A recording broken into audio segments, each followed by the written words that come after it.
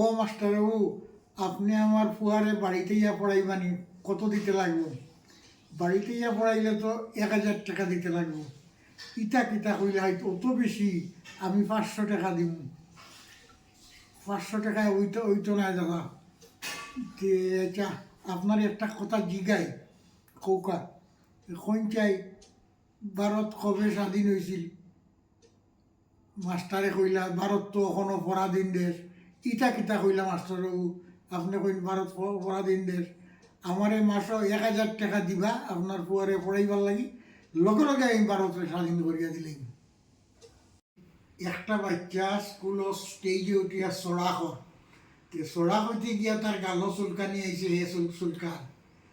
জিনেদার জমিদার সদা চাঁদ রায়রা পুষেছিল এক পাল পায়রা, বড়বাবু খাটিয়াতে ধান খায়, পায়রা আঙ্গিনা জুড়ে খুঁটে খুঁটে চাল খায়।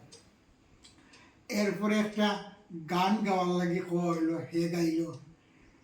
আপনারা শুনছেন বেদের মেয়ে জ্যোৎস্না, হে গাইছে, দেবের মেয়ে জ্যোৎস্না আমায় কথা দিয়েছে, আইমু আইমু কইয়া শেষে জ্যোৎস্না ফাঁকি দিয়াছে।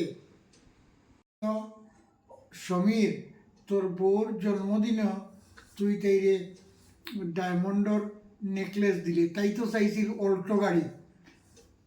মেয়েরে কইল, আরে বুড়ব, অল্টো গাড়ি কোনো ইমিটেশন পাওয়া যায়নি, ডায়মন্ডর নেকলেস ইমিটেশন পাওয়া যায়, মানে নকল পাওয়া যায়।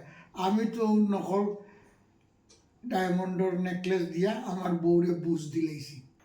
মালিকে কইলা, যাচাইরে বজহরি বাড়ির কুটুমেরারে পাঠাইতাম, একটা খালি অটো লইয়ায়। থোড়া পরে বজহরি আইছে।